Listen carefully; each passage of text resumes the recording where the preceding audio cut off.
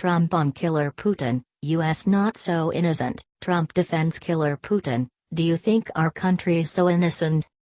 Mr. Trump's comments excusing the Kremlin chief's reputation for removing opponents is labeled disgusting by an ex-ambassador. Donald Trump has defended Vladimir Putin's ruthless reputation by suggesting the United States and Russia are as bad as each other. In an interview with Fox News host Bill O'Reilly, which is to be broadcast later ahead of the Super Bowl, the U.S. president reasserted his willingness to work with the Russian president. O'Reilly asked Mr. Trump whether he respected the former KGB agent. The president replied, "I do respect him. Well, I respect a lot of people, but that doesn't mean I'm going to get along with them." He said if Russia could help the U.S. in the fight against Islamic State, then it is better to get along with Russia than not. Mr. Trump continued, "Will I get along with him? I have no idea. It's very possible I won't." "Putin's a killer," challenged O'Reilly. "There are a lot of killers," Mr. Trump responded. "We've got a lot of killers. What, you think our country's so innocent?" But fellow Republicans, including Senate Majority Leader Mitch McConnell, attacked the comments, saying there was no equivalence between the conduct of Russia and U.S. He, Putin, is a former KGB agent, a thug, not elected in a way that most people consider credible, he said.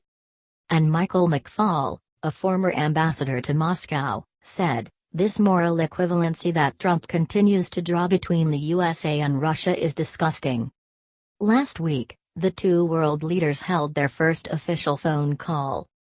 The Kremlin said the hour-long exchange was positive, while U.S. officials described it as a significant start to improving the relationship between the United States and Russia that is in need of repair.